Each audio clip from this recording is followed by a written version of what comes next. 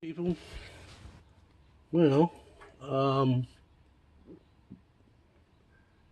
as I've said before, my packages did come in. However, I seem to have forgotten something. So, let's get to it.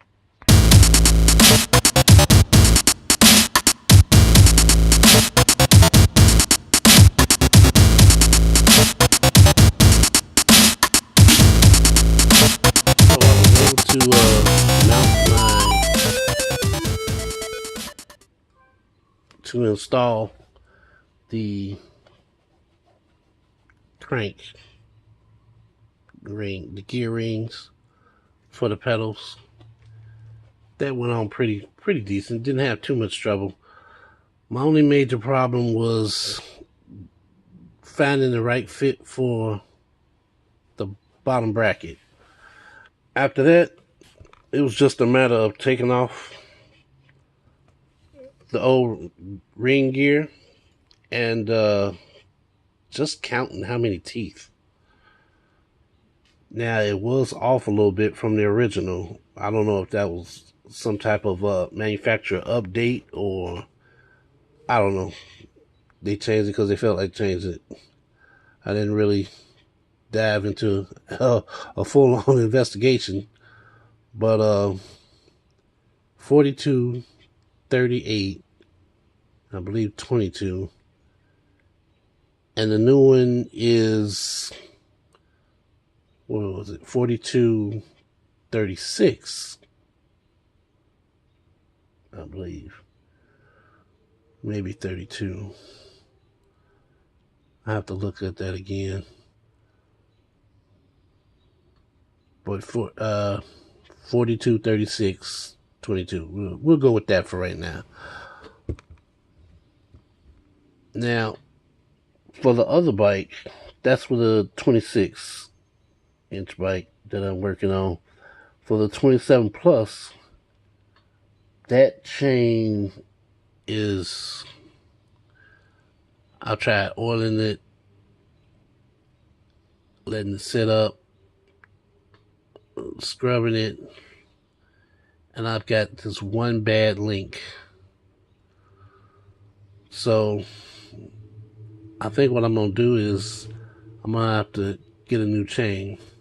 I'm not exactly sure of the length, so I'd rather get something, hopefully I can get something bigger, longer than what I need, and then just, take off the links as I need it to fit the appropriate size of the gears. So yeah, I took off the old one, counted the teeth, and went on Amazon to see if they had what I needed. First, I was frustrated because I couldn't find exactly what I needed. But then, as I looked more and more at what they offered, it's like I just basically came to the conclusion that maybe this is some type of update. So that's what they're selling now. And again, these are bikes under $500.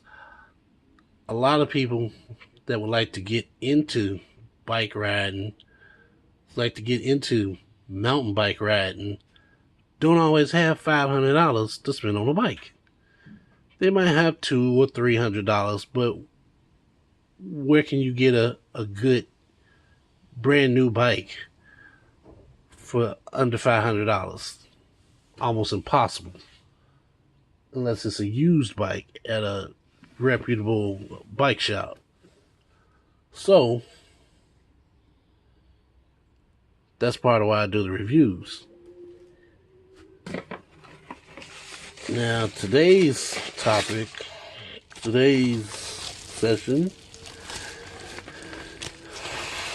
let me grab my Amazon bag. The gear and a light came in the box at the same time with the tool that I was waiting on. I completely forgot about the light because it's so small. So see. I already opened it up. I'm like, what is this? I looked at it, I opened it. What is this? So I kind of held it in my hand, looked at it a little bit more. I'm like, oh, okay. One of the major things that I do on this channel is I review lights, headlights for bikes, tail lights. I put them in different positions on the bikes to try to get the best lighting, especially at night. Back in 2017, I was traveling at night with my lights on, and I got hit from behind. So part of the reason for this channel is that I want people to be safer. It's good to have vest on, it's good to have helmet on, but for some people that's not enough. So anywhere I can fit a light on this bike and have it really illuminated, I don't want to say that. 80, yeah, I would say 80 lumens is decent. Decent amount of light. If there's plenty of lighting, street lighting already present. Other than that, you're just gonna need something a little brighter. It's good to have a vest on. It's good to have your helmet on. But in some parts of the country, on certain roads, you're going to need brighter light. A lot of bicycle lights allow you to see, but not be seen. So I would start at 120 lumens or better, and that'll allow you to be seen. And the brighter you go, you'll also be able to, of course, be able to see. Now, I wouldn't go as far as 1,000 lumens. You don't want to you don't want to blind anybody while you're riding. You just want the drivers on the road to notice that you're there.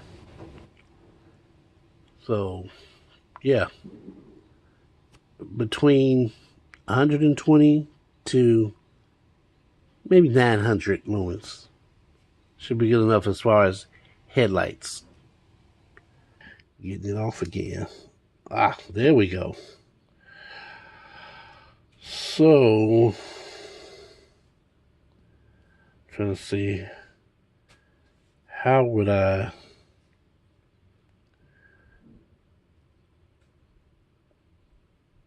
have to go back online and look to see if there was a battery. And according to the online description, there is a battery in here.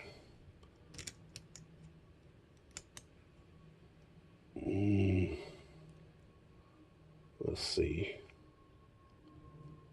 Oh, wow. Okay.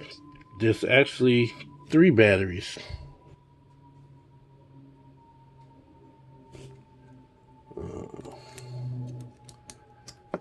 I was trying not to do that. I wanted the plastic out, but I didn't want the batteries to spill all over the place. Oh, great. So, that's the top. Uh,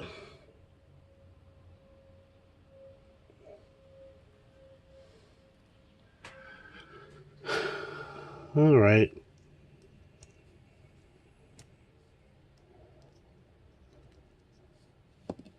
Hmm.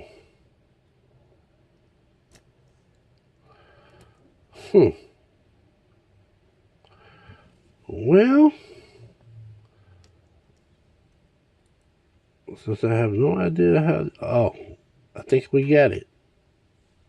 I think we got it.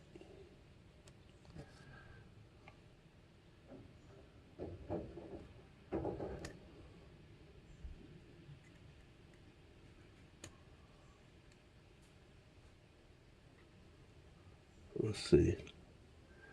It's gonna go down in there.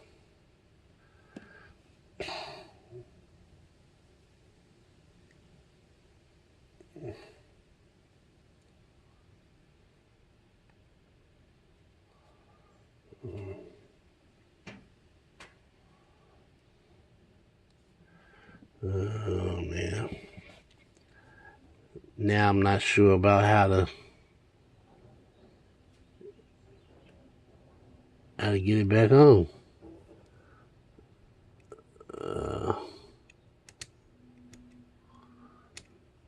I know it's working. At least it looks like it's working. How do you get this sucker back on? Ah, there we go. So,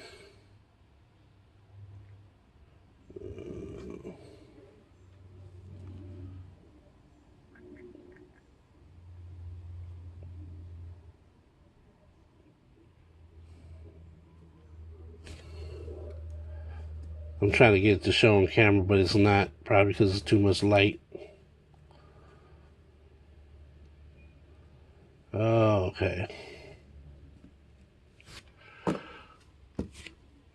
Let's see.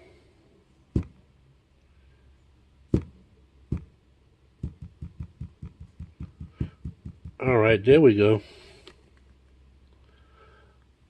So, I'm assuming the sensor picks up vibration. As long as the bike is stationary, it shouldn't pulsate. But as you ride the bike, it'll start to come on.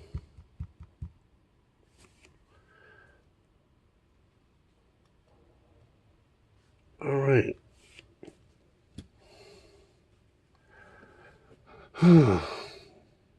Well, I'm not ready to put it on the bike yet, so I'm not going to activate the other one. Oh, and for some reason, this came with it, a whistle. I'm like, what is this? And I looked at it, I'm like, okay, it kind of reminds me of one of those old-fashioned trains with the whistle horns on top of them. So I blew into it, and yeah, that's exactly what it is. It's a whistle. Nothing to do with the train. It's just a whistle. So, I hope that's closed.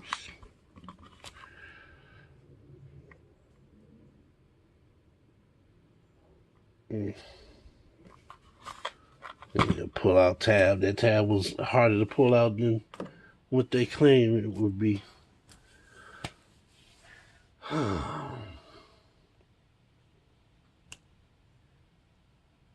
Completely. I think I'm forgetting something, but I can't remember. That's a problem with being human. Sometimes you forget details at the exact time when you actually need them. So, other than that, that's all for this session. I will talk to you later.